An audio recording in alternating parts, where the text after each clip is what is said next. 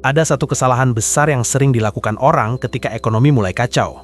Mereka panik, harga naik, berita perang muncul, pasar saham turun, dan tiba-tiba semua orang jadi ahli ekonomi dadakan. Padahal kenyataannya sederhana. Setiap kali ekonomi berubah besar, selalu ada dua jenis orang. Orang yang panik dan kehilangan uang, dan orang yang mengerti permainan lalu jadi jauh lebih kaya. Masalahnya bukan dunia yang berubah.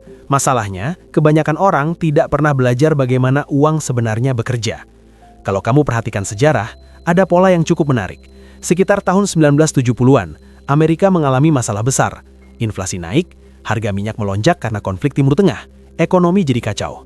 Kedengarannya familiar, karena sekarang kita melihat sesuatu yang mirip lagi. Setelah pandemi, pemerintah mencetak banyak uang untuk menyelamatkan ekonomi. Awalnya terasa enak. Uang beredar banyak, stimulus kemana-mana, pasar saham naik. Tapi seperti kebanyakan hal dalam hidup, yang terasa enak di awal, sering punya efek samping di belakang. Dan efek sampingnya adalah inflasi.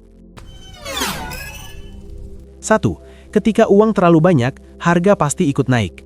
Bayangkan begini, kalau tiba-tiba semua orang di kotamu punya uang 2 kali lebih banyak, apakah harga rumah akan tetap sama? Tidak. Penjual tahu semua orang punya uang lebih, jadi harga naik. Itulah yang terjadi setelah pandemi.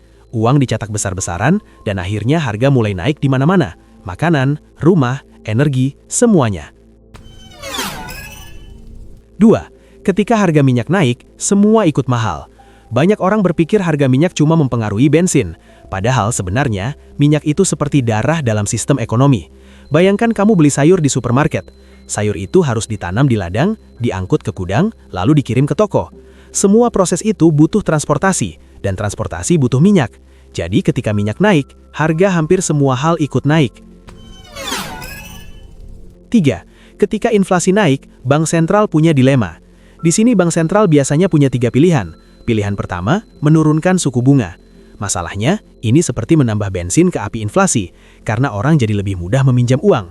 Pilihan kedua, tidak melakukan apa-apa. Ini juga berbahaya, karena inflasi bisa makin liar. Pilihan ketiga, menaikkan suku bunga. Ini biasanya dilakukan untuk mendinginkan ekonomi. Tapi ada efek sampingnya. Pinjaman mahal, bisnis melambat, pasar saham bisa jatuh. Persis seperti yang terjadi di tahun 1970-an. 4. Di tengah krisis, selalu ada yang jadi kaya. Ini bagian yang jarang dibahas. Ketika ekonomi kacau di tahun 1970-an, banyak orang kehilangan uang. Pasar saham turun hampir 45%. Pengangguran naik. Tapi ada kelompok kecil yang justru makin kaya. Siapa mereka?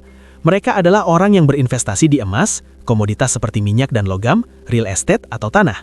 Sementara banyak orang memegang uang tunai, nilai uang mereka justru turun karena inflasi. Ini pelajaran penting. Dalam ekonomi yang berubah, aset yang berbeda akan menang. Masalahnya bukan krisis. Masalahnya adalah kebanyakan orang selalu terlambat belajar.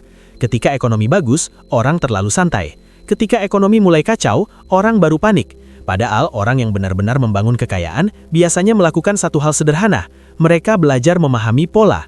Mereka tahu sejarah ekonomi selalu berulang, tidak sama persis, tapi sering polanya mirip. Dan ketika kamu mulai melihat pola itu, kamu berhenti melihat krisis sebagai ancaman. Kamu mulai melihatnya sebagai perubahan permainan. Kebenaran yang jarang dibilang adalah ini. Ekonomi tidak pernah benar-benar baik atau buruk. Ekonomi hanya berubah. Dan dalam setiap perubahan, selalu ada orang yang kehilangan peluang, dan selalu ada orang yang menang besar. Perbedaannya cuma satu. Yang satu tidak pernah belajar tentang uang, yang satu lagi belajar bagaimana sistem bekerja. Jadi, kalau kamu ingin masa depan finansial yang lebih baik, jangan cuma bekerja untuk uang. Mulai belajar bagaimana uang sebenarnya bergerak. Karena ketika kamu mengerti itu, dunia tidak lagi terlihat menakutkan. Justru, terlihat penuh peluang.